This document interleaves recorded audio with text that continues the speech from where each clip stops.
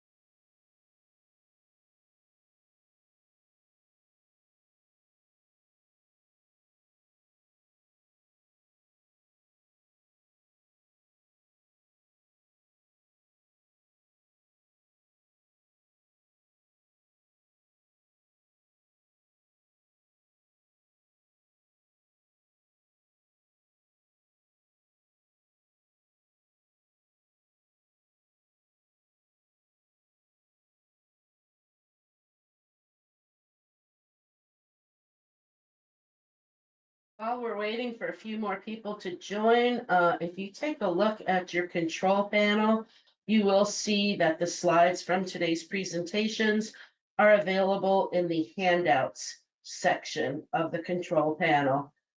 Feel free to download that now or during the event. Once the event is closed, you won't be able to access it anymore.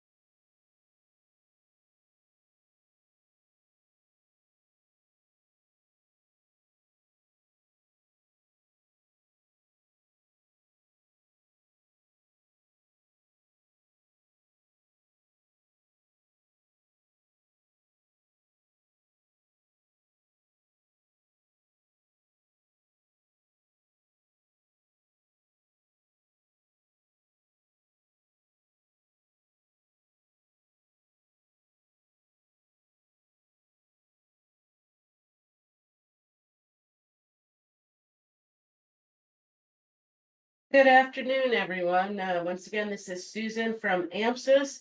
Thank you for joining us today. We will get kicked off in a moment. I just wanted to read some housekeeping notes to you. If you're having difficulty with connection or sound, you may want to close programs and browsers as they can use up bandwidth. You'll notice a control panel to the right of your screen. This is where you'll be able to type questions directly to the moderator and find a handout, which is the slides from today's webinar. A survey will be emailed soon after the event. Your feedback is both appreciated and requested. Recording from this webinar can be available upon request. You can email membership@amsus.org and we'll send out the link to the recording. If you're not an AMSUS member and would like to join, visit amsus.org for a list of benefits and more information. And now, without further ado, I pass it along to Jameson Tretanero. Thank you very much, Susan, and thank you to the larger AMSUS organization for providing us with this platform. We at AeroClenz are very excited to bring you today's presentation specific to layering strategic levels of disease defense through the Swiss cheese model and operationalizing this approach to counter future pandemics and biothreats. My name is Jameson Tretanero, Director of Marketing at AeroClenz, and I'm going to be your moderator for today. We're going to host a Q&A session towards the end of the presentation, so please drop your questions and thoughts in the comments as they arise. Among our presenters today sits AeroClenz founder and CEO, Matt Saberton. Matt began his career as a flight instructor and then became an air ambulance pilot, where he recognized the importance of cabin cleanliness. Rising through the ranks at one of the largest worldwide charter airlines, Matt became captain and then later chief pilot, gaining deep insights into maintaining safe environments within aviation. This experience led him to found AeroClenz, where he now serves as the CEO. Under his leadership, AeroClenz has transitioned from an aerospace-focused company to a leader in UV disinfection solutions, offering custom products for both aerospace and terrestrial indoor applications. While the company's roots are in aviation, its technologies now ensure high standards of cleanliness across various industries. Additionally, we have AeroClenz Chief Medical Officer, Dr. Chris Belland. Dr. Belland is an osteopathic physician and serves as the AeroClenz Chief Medical Officer, former president of the American Osteopathic College of Occupational and Preventative Medicine, as well as the president and CEO of the Aerospace Medical Strategic Consultation, PLLC. He additionally recently served as the FAA Southwest Regional Deputy Flight Surgeon. Prior to that, Dr. Belland was an aeromedical consultant to pilot and flight attendant unions, corporate and chief medical officer for American Airlines, and also completed an over 30-year career in the U.S. Navy. He is a graduate of the United States Naval Academy and Philadelphia College of Osteopathic Medicine, and board certified in family and aerospace medicine with a master's in business administration, public health, and strategic studies. During his time at the U.S. Navy, he was qualified as both a flight surgeon and pilot, where he accrued 2,000 flight hours, 112 arrested landings, and 25 combat missions in aircraft like the FA-18 Hornet, A-6 Intruder, EA-6B Prowler, and the F-14 Tomcat. During his career, he was recognized with the Legion of Merit, Air Medal, U.S. Navy Flight Surgeon of the Year, Sonny Carter Memorial Award, U.S. Air Force Historical Foundation's Award in Research and Writing, Aerospace Medical Association's Lister Award, Society of U.S. Naval Flight Surgeons Bravial Award, and Collins Award for Outstanding Publication in the field of human factors, and the Society of U.S. Naval Flight Surgeons, and the Captain Robert E. Mitchell Lifetime Achievement Award. He is the fellow of the Aerospace Medical Human Factors Association's Civil Aerospace Medical Association, and is past president of the Aerospace Medical Association, serving from 2015 to 2016. Without further ado, I'll turn it over to Dr. Chris. Thanks, Jameson. I appreciate that introduction. So a little bit about AeroClenz and our partners, who we are. At AeroClenz, we envision a world where safe, healthy air and surfaces are not a luxury, but a standard. AeroClenz seeks to revolutionize the way the world approaches air and surface disinfection And our commitment is the core of AeroClenz is driven by 3 guiding values: innovation, safety, and responsibility. You can see some of the partners there in the bottom left-hand corner. We are just blessed to have Lieutenant General Dr. P.K. Carlton, retired Air Force 17th Surgeon General. Very impressed with our presentation, where we're at, and very supportive, and he endorses our product and where we're going with clean air. Admiral Michael Wizard McCabe is a retired now, but he was the 3rd Fleet commander. I was his fleet surgeon at that time. The important part about the 3rd Fleet is they are the experimental test and evaluation for the entire Naval Aviation and Navy fleet. So he is also very supportive of this evolutionary. He was also the man behind refractive eye surgery, and we'll do a comparison between that and UVC now. Here's the challenge. For those that are AMSUS members, where the rubber meets the road, the bottom line is the operational ability to complete the mission. As you all may recall, during COVID-19, we had a carrier taken off the line outside of China, Taiwan. There's North Korea and Russia out there too, because of COVID-19, an outbreak infection, not being able to handle it the way we'd like to. We need to learn those lessons. We lost a senior chief. That's tragic. The commanding officer was relieved. There were politics and loss of confidence in the chain of command. But the bottom line is we had a carrier offline, and to get those up, and I was the CNAF surgeon, 3rd Fleet, 4th Fleet, and 7th Fleet surgeon for a while before PAC Fleet. So that asset is absolutely critical and important. We know that the world is woefully unprepared for a biological incident. Simulations show us that. Heaven forbid it's a bioweapon or a biothreat. Now, depending on your belief and thought process about COVID-19 and Wuhan in China and where that came from, what we can guarantee is there's going to be future pandemics. And that worldwide transmission and translocation happens because we're highly mobile.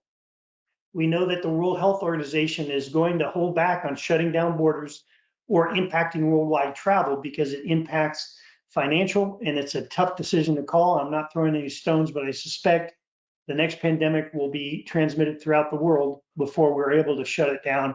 COVID-19 was an example of that. I'm a Kickstarter to this company. They do wonderful graphics. This is the history of pandemics. Here's 2025, and we're looking back in time here to the beginning of recorded time. There were pandemics well before this, as you all know, but these are recorded. So this is COVID right now in 2025, HIV/AIDS endemic or ongoing pandemic. We have the Spanish flu back here, yellow fever, cholera, smallpox, and the Black Death or the plague. So this is a relative death toll size. 200 million people died from the plague. 51% of everybody in the world died. We dodged a bullet. If COVID-19 had the transmission rate of the measles and the death rate of the plague, there would be 4 billion less people in the world before a vaccine was able to be made. So also COVID-19 death rate in hindsight was about 0.1% as opposed to that plague of 50. We really dodged a bullet. We need to learn some lessons. We know from COVID 2 to 3 days before the actually showing signs or symptoms, you could be infectious. We also know that aerosolization happens. It's an omnipresent challenge. That's a laboratory being flushed with fluorescein dye in that. They've done studies. They're on YouTube where actually laboratory flush, the aerosol goes airborne. It goes to the sink throughout the room and even lands on toothbrushes up by the sink. So this is a laboratory with airflow and of course aerosolization, sneezing, coughing. CDC did not recognize at least a year and a half into COVID-19 that the transmission primary rate was aerosolization. It took a while to get up to speed. Now, for those that work in hospitals and will work in hospitals, hospital-acquired infections, they pose a major threat to hospital networks, as well as operationally forward deployed medical units, medic units, Army, Navy, Air Force, Marines, Coast Guard. Your average length of stay in the hospital increased by almost 18 days with the HAI. 1 out of every 10 patients who acquire an HAI will die as a result. 1 in 30 US hospital patients has an HAI at any given time. And look at this, HAIs account for almost 100,000 deaths in the US annually, more than breast cancer and prostate cancer combined. and HAIs cost $28.4 billion estimated annually. This is a prior room occupancy. This is a wonderful study that was done, pulled together a lot of other studies, and the likelihood of a patient acquiring HAI based on the prior room occupancy. That is, if somebody else had MRSA, C. difficile, or Pseudomonas aeruginosus, their increase was going up to a 3.8 times the amount. So even if normal cleaning is done, we have multiple studies now that confirm in-flight transmission and translocation occur. I'll show you some of those studies. Commercial toilets emit energetic, rapid spread of aerosolization. We have microparticle aerosolization, and the CDC today monitors wastewater from commercial airlines to monitor disease processes throughout the world. So multiple studies have confirmed the longer the flight, the higher the transmission rate. No mask, higher transmission rate. Lavatories have that energetic, rapidly spreading aerosol plume. There's increased concentration of aerosol with raised lids. There's microaerosolization and flatus does occur. In lavatories, you cough, sneeze, hack, wash your hands, your face. So there's an increased possibility of transmission associated with that. This was an interesting study. It was a 2x2 study and was actually looking at, when I was the American Airlines Chief Medical Officer, we would have measles outbreaks. I would do the contact tracing for the flight attendants and the pilots. Wherever the aircraft landed, we dealt with the local CDC, public health authorities. They did the contact tracing for the passengers. Frequently, they would use 2-row in front, 2-row behind the index case as a go-by. And this study shows that that's not a good idea.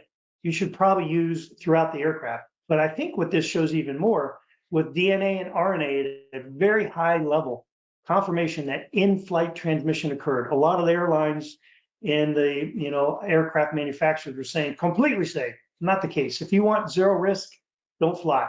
There's risk associated with flying. We need to mitigate and minimize that risk. So this is a interesting case from London to Hanoi on 2 March 2020. This is an index case, DNA, RNA confirmed. Look, 2 rows in front, 2 rows behind. These orange sections are those that got COVID, and they confirmed that they got it from the index case. But if we only did a 2-row in front, 2-row behind contact tracing, we would have missed these 2 economy passengers that got COVID, and also this flight attendant who sat back here. Now, airline crew often use business class toilets while on board, which might explain the case among the crew serving in economy class, for whom no other potential source of infection could be established. So lessons learned. This is applying all the lessons to the United States Navy, aviation, HRO, Top Gun, and ICAO and CAPSCA. So while I was at Third Fleet with William McCabe as the fleet commander, this was 20 years ago. They were under the Chief of Naval Operations. We were responsible for Sea Shield, or protecting the fleet. You could see CBRNE defense was a huge issue. Top 25 for the CNO, and he's the warfighter. So bombs on target are what motivates him, but CBRNE was in that top 25. We worked shipboard surgical systems, as well as shipboard isolation and quarantine programs, as well as biological combat assessments. Those were drones with sensors 20 years ago when drones weren't sexy. Bottom right corner, you could see a shipboard isolation and quarantine concept experiment. That's a joint project. U.S. Army ran that. We actually brought HEPA filters and UV aboard the aircraft carriers and large jet to determine how we could use those in either bioweapon, biothreat, or emerging infectious disease or pandemic.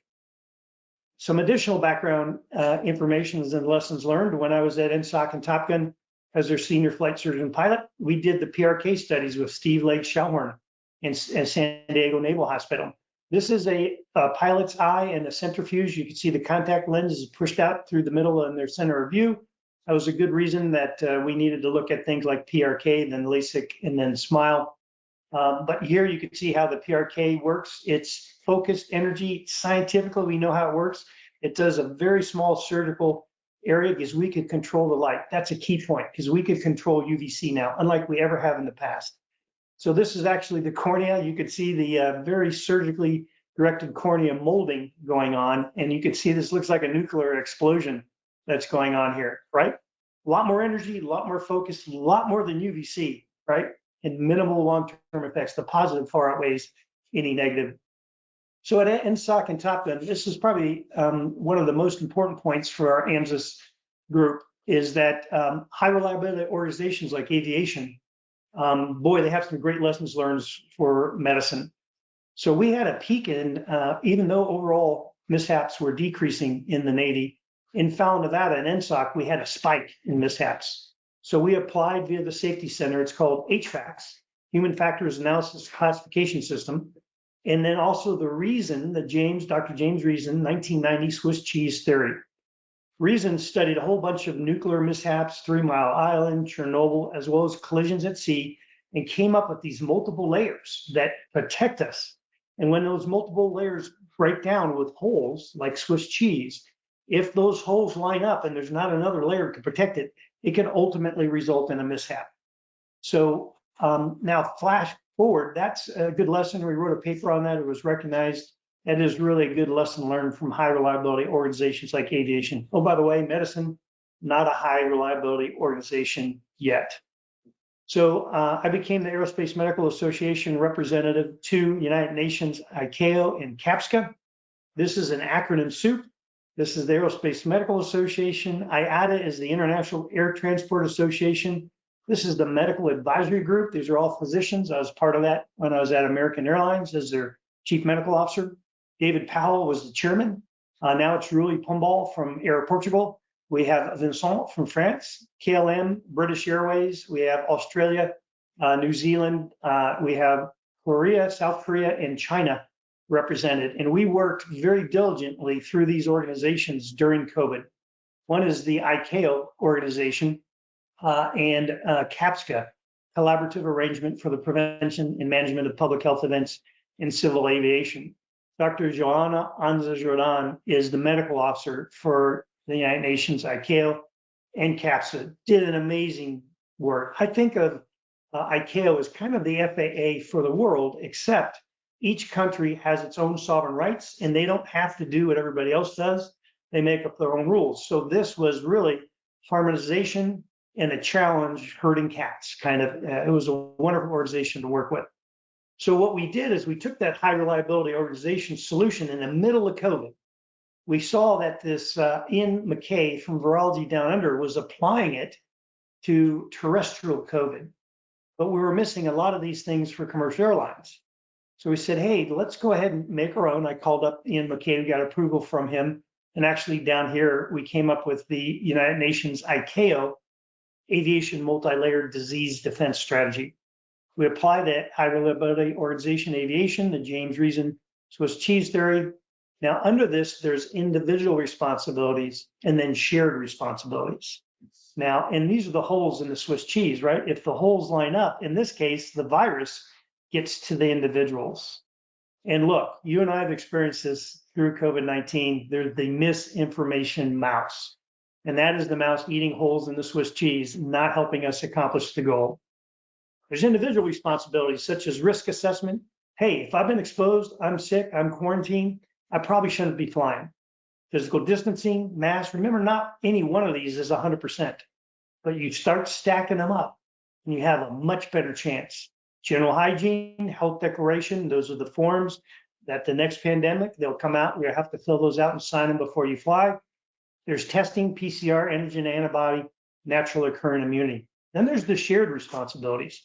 Those are communications like education and training, CDC, public health information, stuff on the line, aerospace design. We're going to talk more about the design because there's an evolutionary, if not revolutionary, change with UVC. There's regular disinfection and cleaning. Got to do it, got to pick it up, particularly during disease processes. Can't stop it.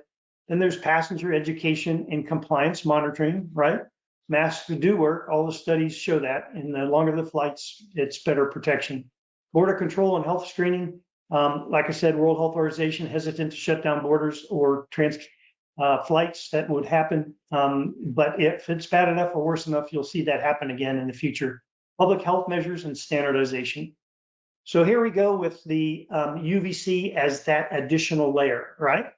It doesn't solve all the problems, but it is a wonderful addition, and we'll show you more how this is evolutionary, if not revolutionary. This is the way UVC works. Remember the whole visual spectrum, and then there's a non-visible. This is UVC, so you can't see it. It's been around for greater than 50 years, copious amounts of kill log. It works. They've used it in TBs, hospitals, operating rooms, emergency room. That has usually pointed up. They've used it in prisons and in schools. It works against bacteria, mold, fungi, and protists, and it disables viruses. Less doses over time. The way it works is the incoming UV photon forms pyrimidine dimers. So if it's enough, it'll kill it, but it definitely will keep it from replicating. Down here, this is really important because when people start raising the question, oh my God, UV is terrible, it's going to cause all kinds of bad stuff. Oh, by the way, they did the same thing during PRK studies for our aviators up at NSOC and Top Gun. The Air Force was really hesitant to implement something new and they didn't want to be the first one, so we were. And it worked out great. Army, Navy, Air Force, NASA, commercial is accepted PRK. We're on that same track with UVC. So UVC with tissue, whether that tissue is tissue paper or whether that's tissue of the human body, has less penetration than visible light. Remember that, right? So when we're comparing and we're doing risk management, we want to minimize risk. Well, we're already reducing the UVC for the levels and the layers we're looking at. Some people even use near IR for health benefits. So depth of penetration, and this is new, really good slide for everybody to take a look at. These are the different wavelengths, 200, 250, 300. 265-ish right here is awesome because you'll see later that is peak impact on virus, bacteria, and molds, right? Really very, very good.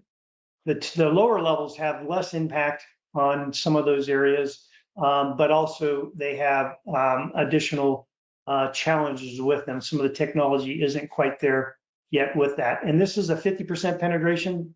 This is only 10% makes it down below. Very few makes it below that. And it's got to get down to the basal layer to do permanent damage. UVC, just the ozone alone in the air doesn't allow it to get to the ground. But if it does get to the ground, it is mostly the tear film layer will stop it from penetrating further. There is a time distance, energy in the machine, and all those kind of things that you have to take into consideration, which we are, and we're well under any of those exposure limits that are put out there. Speaking of exposure limits, the dose makes the poison. We use science, engineering, and technology to tame, just like we do with wind over the aircraft, flight, air, space, fluid, dynamics, hydraulic fluid, actuators, like oxygen, nitrogen, our OBOG system for the fighter aircraft. Why can't we control the light, right? That's where we are now. This is evolutionary. It's kind of like artificial intelligence. This is where the future is headed. So the foundational concept is that all things are poisonous. Paracelsus in 1493, and too much of anything is a poison. For example, if you have air, too much oxygen, that's oxygen toxicity, can kill somebody. Water, too much, could be fatal. Botulinum toxin, too much, can kill you. But if you use the right amount, it could be very good as far as wrinkles and some other cosmetic purposes and some other medical purposes. Also radiation, oxygen, vitamins, etc. So just think generally about light. Low level light, no photosynthesis, no or low effects, visibility decreases. You may sleep easier short term, but if you continue blackout for days, your circadian rhythm is going to be impacted. You could have seasonal affective disorder and death. High, too much light, right? Sunburn, heat stroke, dehydration, cancer, premature aging, immune suppression, DNA, RNA damage, and death. But the beneficial amount, this is where we're at. And I know we're this with UVC right now. Life, photosynthesis, healthy, vitamin D. You need light to make vitamin D in your body. Circadian rhythm. We use light to treat psoriasis, eczema, vitiligo. We use light, PRK, laser in this case, for PRK, LASIK, and SMILE. It also has antibacterial. It has sterilization and disinfection. These are engineered effects. They also cross-linking for corneal treatments, teeth whitening, all positive ways if we know how to utilize that. So I know this is an eye chart. You get a copy of this later, but these are the DNA, RNA viruses. UVC works against all of them. It works now. You don't have to wait for 5 or 6 months for a vaccine. Any emerging infectious diseases, it works like right now. But remember, not the be all or end all, just an additional layer that helps you out. Let's talk about the Aerospace Medical Association briefly. I love aerospace medicine. It's my passion. I love that group and organization. I'm growing old with them. They're an international leader. They have 2,250 members Advancing the art and science of aerospace medicine is what we're all about. So we know with time, hard work, scientific method, it wins out over quick emotional responses. So there's a normal natural relationship between corporations and science. Now, early on, the FAA had requested AeroClenz to prove either through the AMA or Aerospace Medical Association that UVC was safe and effective. We did that.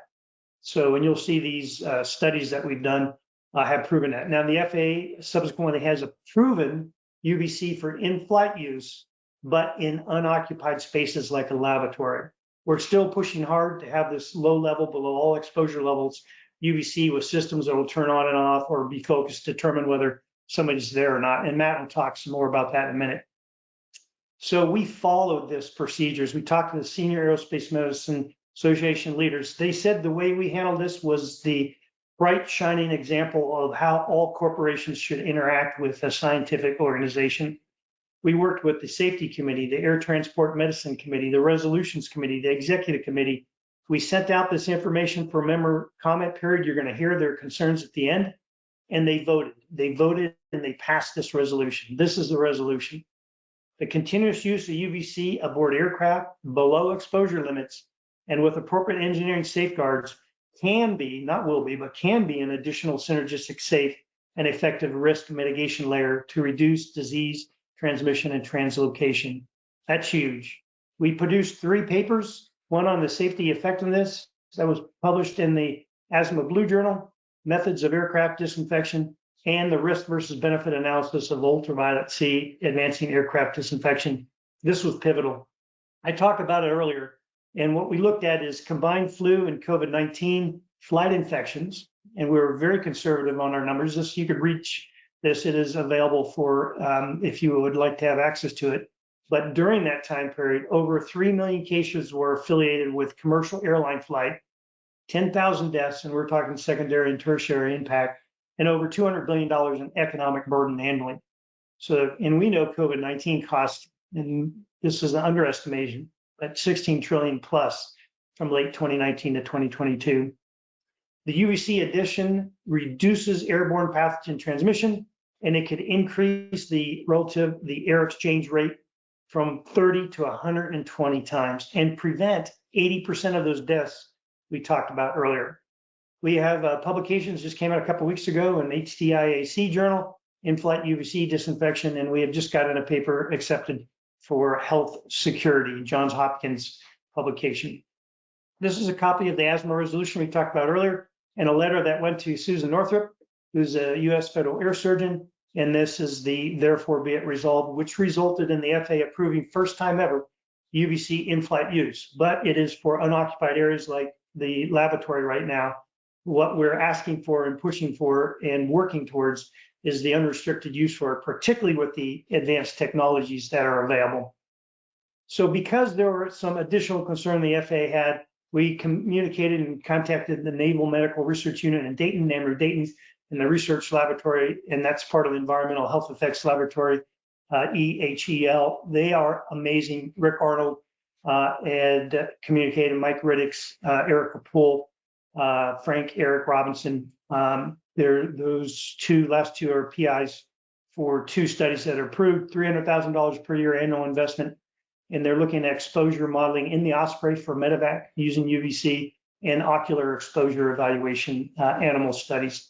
There's 4 additional studies that we hope to implement as we go forward. Here's some dispersion patterns that we're studying. So I told you I would address all those concerns raised by the Aerospace Medical Association.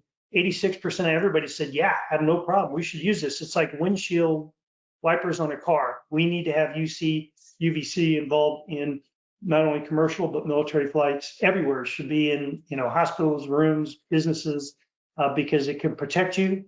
It will not hurt you. The benefit far outweighs the risk. We talked about genetic mutation. It's got to get down far enough in the skin and the eye. It just doesn't. The skin and eye safety, we talked about the outer skin layer, the tear film layer, and compare that to LASIK eye surgery, right? And that's blasting the eye. So engineering exposure controls, and Matt will get into this here shortly. The modern systems are engineered for directional targeted use. There's shielding, interlocks, dosimetry, and maintain exposures below thresholds, well below thresholds, similar to how the surgical lasers and UVC design mitigates unintended exposure. Now, here was the big concern. Hey, if somebody has skin sensitivity to light and we expose them to UVC, bad things can happen. Well, anyone who's truly sensitive to UVC at safe thresholds would fare far worse in the sunlight. That is, if somebody had this sensitivity and they were walking out to the aircraft and they had any light exposure, that would be on multiple layers higher than what they're going to be exposed to with UVC airborne. But we have said before, if you want no risk, then you shouldn't fly, right? Even somebody sleeping in their bed got hit by a meteorite, came down and hit them. So there's no 100% safety. So it's about risk mitigation and minimizing risk. So I'd like to go ahead and pass this now and talk about the tactics. Captain Matt Saberton, over to you, sir. Thank you, Dr. Chris, and good morning, everyone.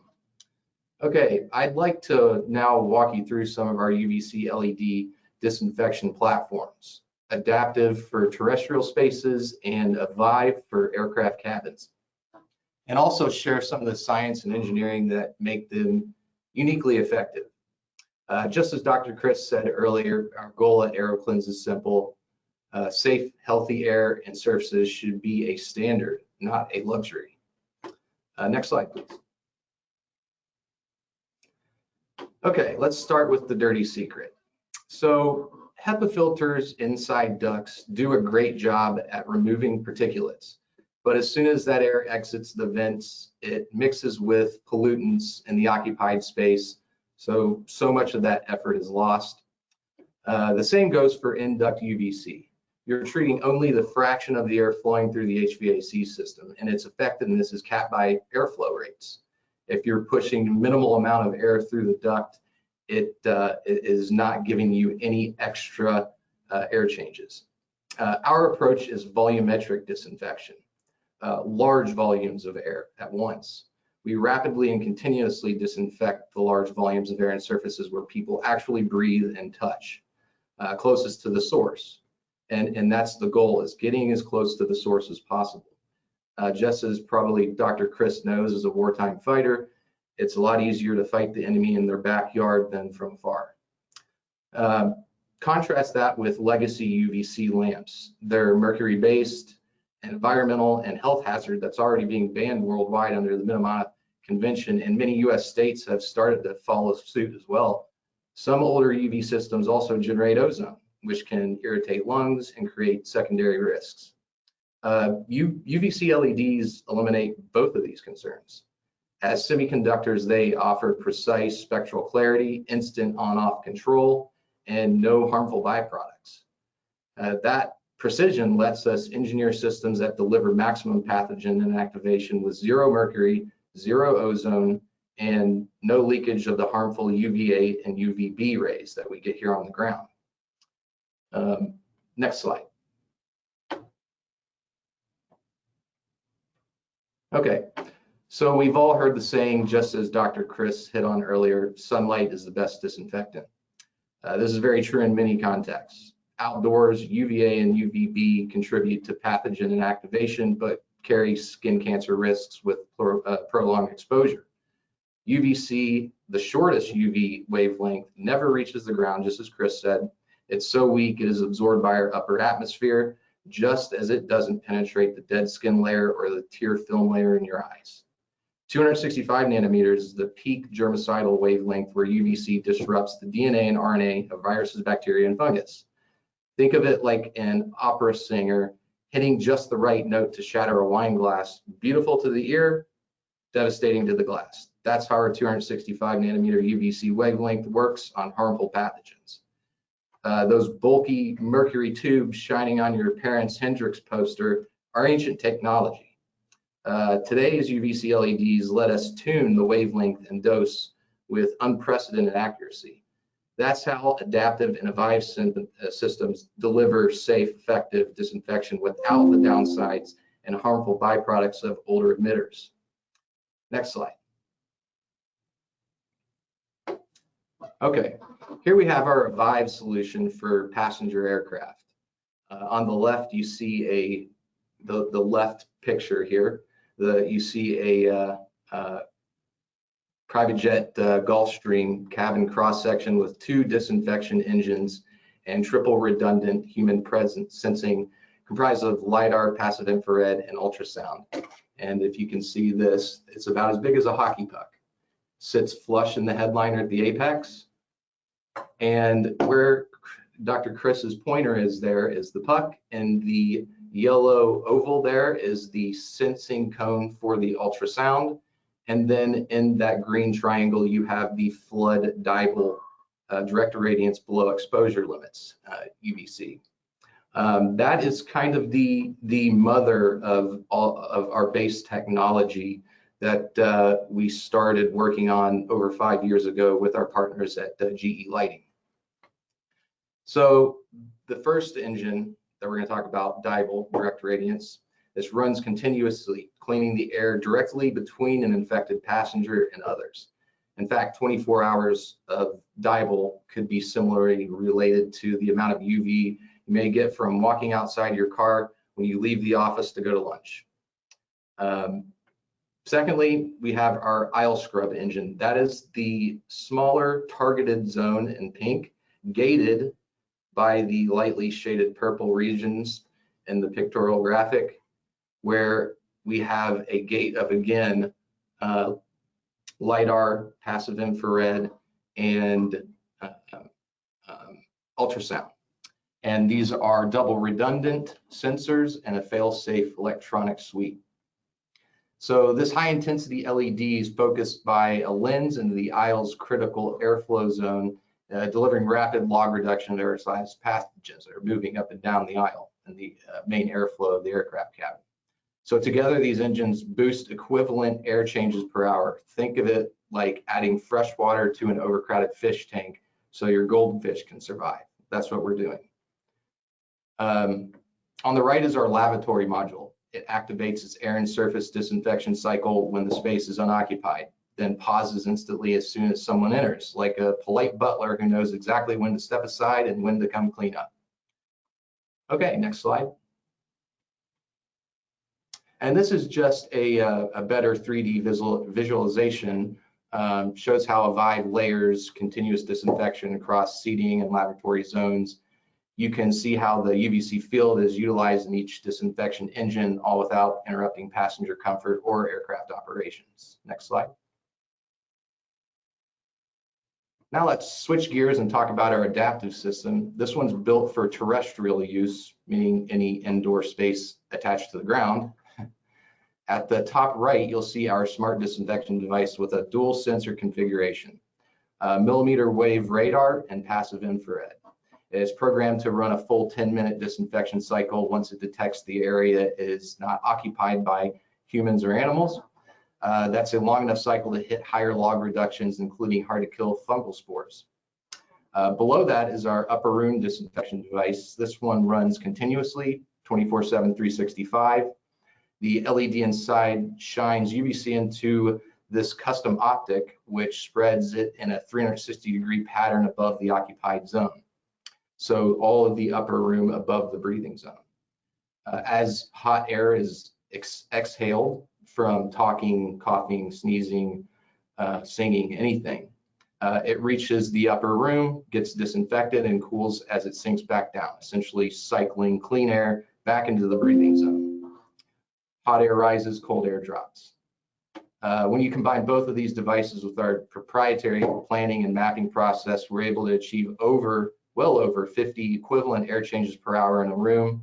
To get that kind of performance with HVAC alone, you need a massive upgrade, one that costs way more, uses way more energy, and requires a ton of ongoing maintenance.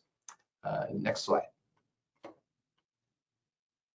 And this is an important graph. It shows the germicidal effectiveness by wavelength and wall plug efficiency. Wall plug efficiency is the amount of light the emitter emits compared to what it takes out of the wall in power. And as you see in the very middle, a purple bell curve, that is the semiconductor that we use from our partners at Bowl out in Silicon Valley. They make the highest powered, most reliable, long-lasting UVC LED on the market. They are probably a decade beyond what anybody else is doing right now, and they last over 15,000 hours. So, and in this graph, you see the emission spectra of traditional mercury and excimer lamps as well versus UVC LEDs. The broad hump represents a mercury and excimer lamp's wide, unfocused output.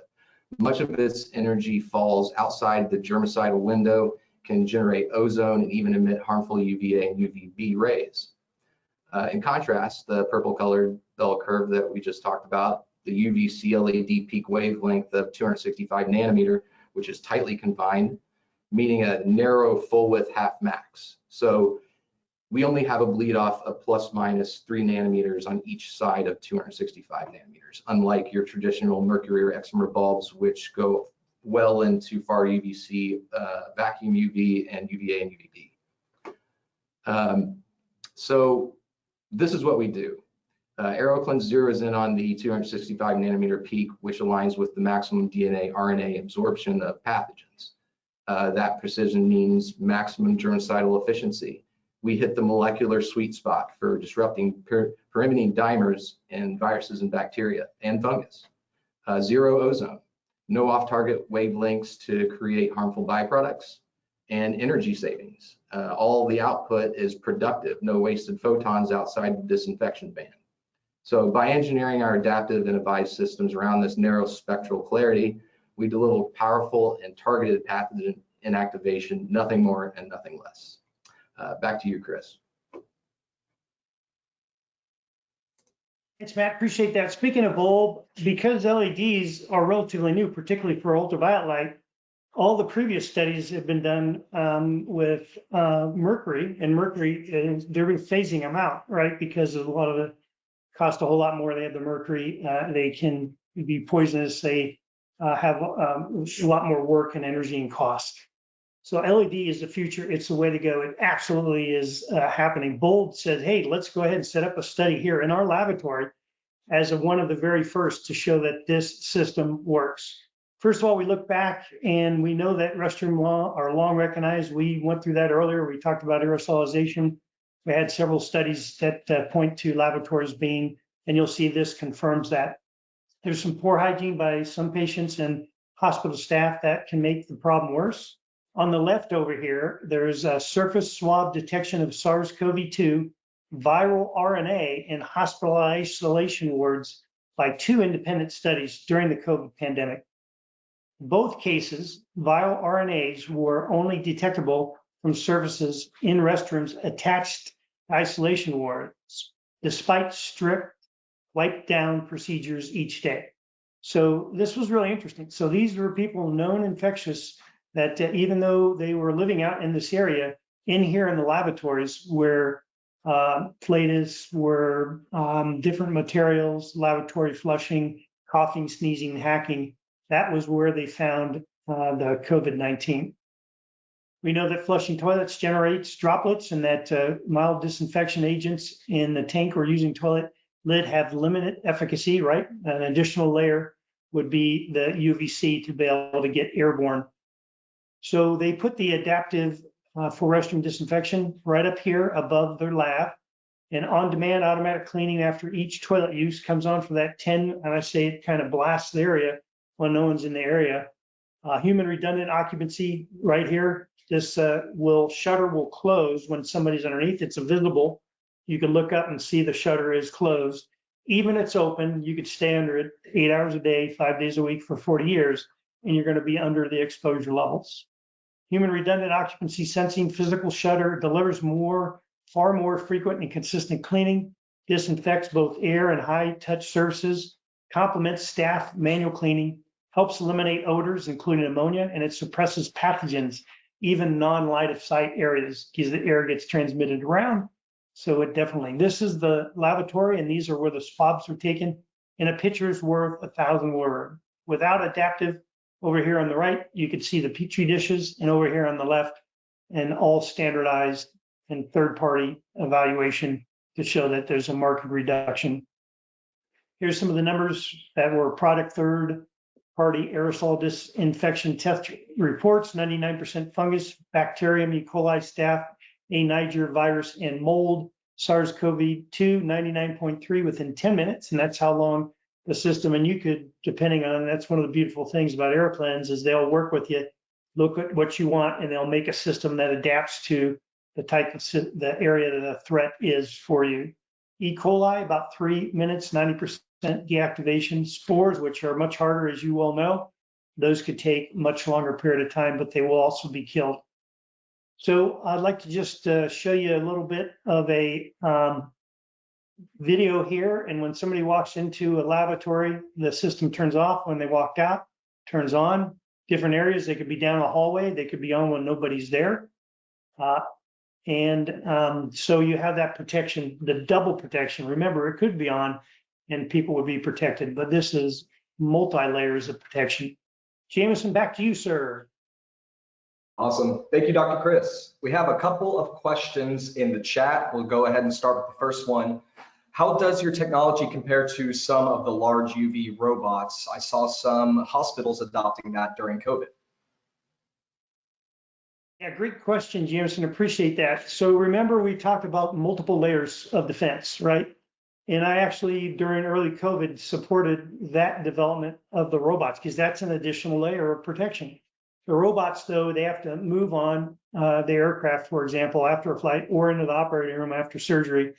You have to remove everybody from the room. The operators have to wear glasses. The robot either sits there or goes around, disinfects the area. You have to move it out. People have to be trained, know how to use it, move it in, move it out. There's problems by moving it with breakdown maintenance, as opposed to basically think of so it's like a fire detector in the house. It just sits there and it works. If anyone's underneath it, it shuts off or closes down. If no one's there, it is working around the clock. And that process of the air being, going through that area over time. And like I do, there's just routine colds, flus. Influenza still kills between 50 and 75,000 people a year. So common colds. There's a whole lot of other viruses that are out there, let alone measles or the next pandemic that's going to happen out there. This system is ideally set in place to be an additional risk mitigation layer. Matt, did I miss anything on that? No, that was great. I'll just add a couple more things to it. So we talked earlier about the evolution of technology, and as Chris said, maybe even a revolution. So these robots and push carts that you see in hospitals or even some aircraft now, pre-boarding, use the old style mercury vapor lamps. We can do so much more with semiconductors. We can control them just as easy as you using your remote control for your TV. And we've gotten rid of this technology. We don't put tubes in our TVs anymore, and we don't ride around in horses and buggies. So LEDs are the future, and there's so many better qualities of an LED and a semiconductor.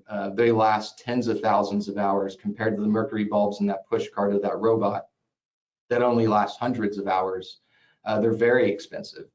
Our system can do exactly the same as one of those push carts without human intervention. It's a smart device. It knows when to clean, when not to clean. We can do it continuously for years on end. And the cost is a minute fraction of what one of those push carts is. So that's all I have to say about that, Chris. Thanks, Matt. Jameson, any other questions? Yeah, we have a couple more. Next up, I have UVC in my HVAC system. How is this system different? Yeah, another great question. And we just had some HVAC workers come here for the annual check. And one of the things they offered us is the inline use of UVC. That's a great idea. I think it's awesome. It's an additional risk mitigation layer. It definitely helps. It's not a bad thing. It is an additional layer or impact. UVC, though, works where people are, right? Where people are communicating, talking, coughing, hacking, where this aerosolization is going to happen. So or where people are at. So just the transfer of air doesn't get at right where the virus is, particularly for those that are carrying the virus or transmitting it. Matt, anything else on that? Yeah, just as we touched on a little bit earlier, what we're trying to do is volumetric disinfection, right? You won't get that in duct. It is, I would have to say that inline UVC would probably be a better option than putting a HEPA filter in, because that's going to require a very costly, heavy upgrade to an HVAC system. But still, you're not getting that equivalent air change per hour that you need. You need that fresh air. You need it to continuously give you more volume of fresh air that you won't get in line. Also, you know, the cost of maintaining an inline HVAC and knowing when it's working or when it's not. How do you really know? Unless you stick your head up in there, there's no real way to know if that bulb's actually emitting enough irradiance to do its job. Over. Great points, Matt. Jameson, Last question here anything? is, I believe these products were demonstrated at the 2025 Aerospace Medical Association conference in Atlanta. Is that correct? Matt, you want to take that one? Sure. Yes, we did attend the Aerospace Medical Association conference this year. We had a great time. We showcased not only our Avive system, but also our adaptive system, because you really can utilize these systems, and that's kind of the cornerstone of our company, is custom UVC systems. We know what the customer's wants and needs are, what their issues or problems are, and how to attack those problems, no matter if it's in an aircraft or any indoor space. Chris?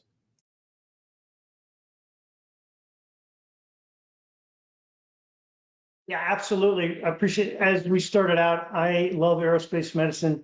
I have a passion for it. Like I say, I'm growing old with the Aerospace Medical Association family. And that was wonderful. And it goes to that discussion we talked about, corporate entities. I think there's 30 corporate entities that support Aerospace Medical Association. This is the newest one. And it's a wonderful way to advance the art and science of aerospace medicine. I truly believe in this. I love it. I love this cutting edge technology. Worked with the PRK in the Navy, and we advanced that worldwide. I worked with the F-35, selected that aircraft. We worked with ChemBio, biologic directed energy weapons. NAMRO was doing great stuff with laser eye protection. So I love this area where we're advancing the art and science of aerospace medicine. So you're absolutely right. We were at ASMA. It worked out really well. That's a wonderful relationship that I hope will continue on for indefinite. So back to you, Jameson. All right, great. That will conclude our Q&A portion. Thank you, Dr. Chris and Matt, and of course, thank you to the larger AMSUS team once again. Susan, we'll go ahead and pass it back to you. Thank you, Jameson, and thank you to our presenters and our audience. We hope to see you again at a future AMSUS event. I will drag my feet for another minute or two. If you want to download the slides from today's webinar, they are in the handout section of the control panel. The recording link, if you want a copy of the recording link, just email membership@amsus.org and I will send that out to you. And on that note, I will ask, we will close out the program today. Everyone enjoy the rest of your day. Thank you again for attending. Thank you.